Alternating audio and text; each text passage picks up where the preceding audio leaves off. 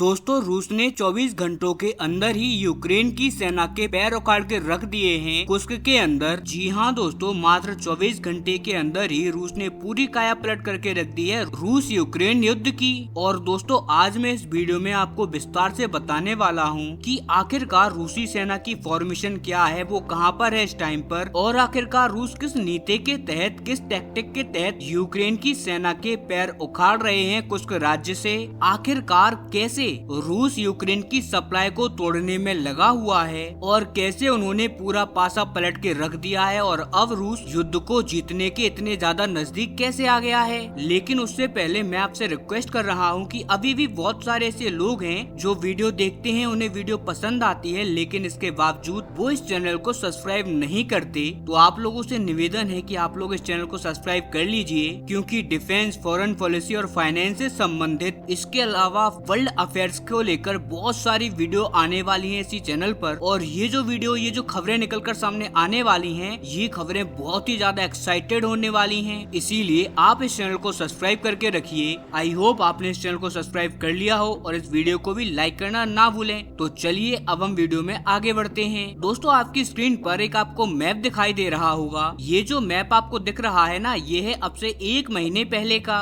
इसमें जो आपको व्हाइट एरिया दिखाई दे रहा है ना, ये एरिया पूरा का पूरा रूस के पास है और इसके अंदर जितना भी पर्पल एरिया है वो है यूक्रेन का। अब इसके अलावा आपको एक पर्पल इलाका लाइनिंग के साथ भी दिखाई दे रहा होगा। इसमें डार्क लाइन बनी हुई है। ये वो इलाका है जो है तो रूस का, लेकिन पिछले कई महीनों से, इनफैक्ट 1 साल से ज्यादा हो गया, ये अभी यूक्रेन के कब्जे में है। ये वही एरिया है जहाँ पर कई महीनों से यूक्रेन की सेना अपना कब्जा करके बैठी हुई है। तो ये जो पूरी स्थिति है वो है यूक्रेन की सेना की अब से 1 महीने पहले की। अब मैं आपको ये बताने वाला हूँ कि जो पिछले 24 घंटे में रूस ने कारनामा कर दिया है वो आखिरकार क्या है। तो अब एक बार फिर से आप जरा स्क्रीन पर ध्यान दीजिए। एक और आपको मैप दिखाई दे रहा है। अब इस मैप में भी आप खासकर ध्यान दीजिए रूस यूक्रेन के बॉर्डर पर। ये नीचे के साइड आपको रूस यूक्रेन बॉर्डर दिखाई दे रहा होगा। यहाँ पर रूस की सेना ने बहुत तेजी से काम करना स्टार्ट कर दिया है और अब रूस की पोजीशन तो ये है कि वो नीचे के इलाके से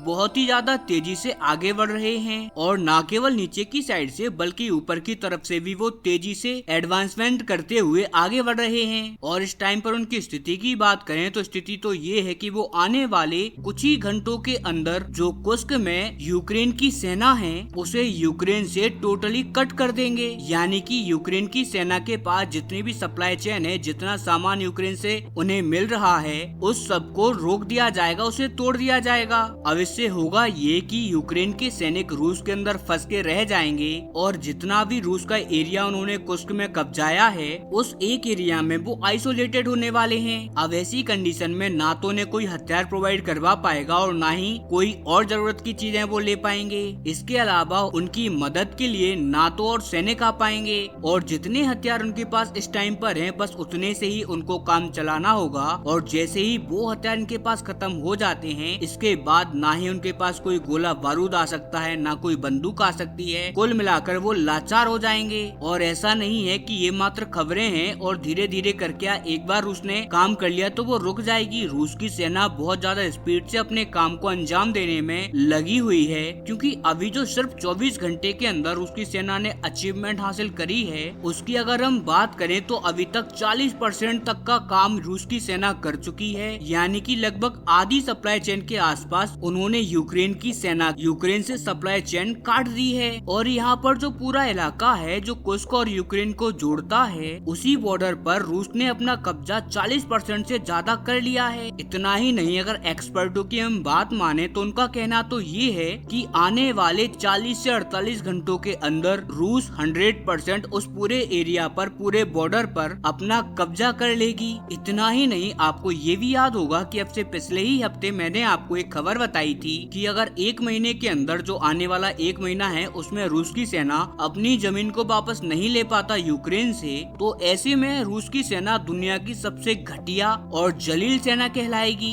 अब ऐसे में बहुत सारे लोगों के मन में डाउट आ रहा होगा कि यार ऐसा थोड़ी होता है, ये तो वॉर की कंडीशन है, कुछ भी हो सकता है। लेकिन दोस्तों लिटरली उस टाइम पर जो स्थिति थी वो ऐसी ही थी और आज की स्थिति कुछ ऐसी है कि आप जरा खुद सोचिए। आज वो कंडीशन आ गई है जब यूक्रेन पूरे युद्ध के अंदर अकेला खड़ा है और जहां हम सभी लोग जानते हैं कि अमेरिका से पहले कितने हथियार आ रहे थे, तो अब ऐसी कंडीशन आ गई है कि अमेरिका यूक्रेन को कोई हथियार सप्लाई नहीं कर रहा, और न केवल हथियार देना बंद किए थे, पैसा भी देना बंद कर दिया था। लेकिन अब तो अमेरिका ने जितनी भी क्रिटिकल इंटेलिजेंस जो कि अभी तक अमेरिका यूक्रेन को दे रहा था रूस के बारे में, उसने उस पर भी स्टॉप लगा दिया है। मतलब कि जितनी भी सैटेलाइट इमेज दी जा रही थी यूक्रेन को रूस के बारे में, उन्हें बंद कर दिया है। इसके अलावा जितनी भी खुफिया इंफॉर्मेशन मिल रही थी रूस के बारे में अमेरिका को, वो यूक्रेन के साथ शेयर कर रहे थे, अब उसे भी अमेरिका ने बंद कर दिया है। इसके अलावा आप खुद जानते होंगे पिछले कुछ टाइम से जो खबरें निकलकर सामने आ रही हैं, उनसे ये बात साफ साफ देखी जा सकती है कि अमेरिका अब यूक्रेन को कोई भी डिप्लोमेटिक सपोर्ट भी नहीं दे रहा। तो अब ऐसे में ये एक गोल्डन चांस बन जाता है रूस के लिए कि वो कुछ भी करके स्पेशली अपनी जमीन को तो वापस ले ले। और मैं आपको बता दूं कि ये बात रूस भी जानता है और हम सभी लोग जानते हैं कि ट्रम्प एक अनएक्सपेक्टेड आदमी है। मेरा मतलब है कि ट्रम्प एक ऐसी व्यक्तित्व का आदमी है जो अपने मूड के अकॉर्डिंग काम करता है। आज हम सभी जानते हैं कि उसका मूड नहीं है कि वो यूक्रेन को हेल्प करे, लेकिन क्या पता कल उस व्यक्ति का मूड कहाँ फिर जाए और वो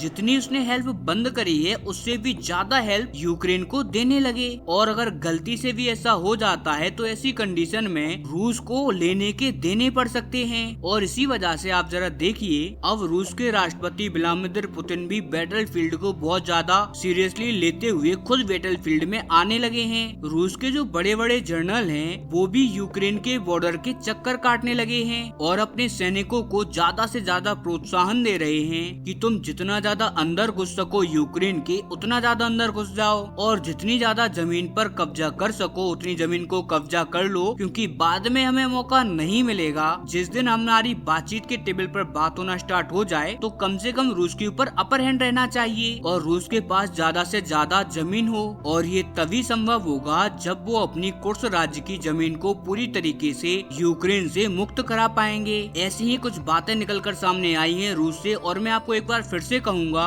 कि जब तक रूस अपनी जमीन को यूक्रेन के सैनिकों से वापस नहीं ले लेता, तब तक चाहे रूस यूक्रेन की आधी से ज्यादा जमीन को कब्जा ले, वो युद्ध में जीत ही नहीं सकता। क्योंकि जो यूक्रेन के पास रूस की जमीन है वो यूक्रेन के लिए एक तरीके से ट्रम्प कार्ड है। ऐसे में यूक्रेन साफ साफ कह सकता है जिस दिन भी बातचीत के टेबल पर इनकी बात होगी कि आपने हमारी जमीन कब्जा रखी है, इट्स ओके, कोई बात नहीं, हमारे पास भी आपकी एक छोटी सी जमीन है, आप हमारी जमीन को वापस कर दो और बदले में हम आपकी जमीन को वापस कर देंगे। लेकिन वहीं अगर एक बार कुर्स्क राज्य मिल गया रूस को वापस, फिर यूक्रेन के हाथ में कुछ भी नहीं आएगा और रूस इस युद्ध को एक तरीके से जीत जाएगा। उसका बहुत ज्यादा अपर हैंड होगा और इस बात की इम्पोर्टेंस रूस की सेना भी जानती है। रूस के पॉलिटिशियंस, रूस के जितने भी पॉलिटिशियन हैं, वो सभी इस बात को समझते हैं और इसी वजह से व्लादिमीर पुतिन ने इस टाइम पर अपनी पूरी जान झोंक दी है। आप ये बात जानकर हैरान होंगे कि उत्तर कोरिया ने जितने भी सैनिक रूस को दिए थे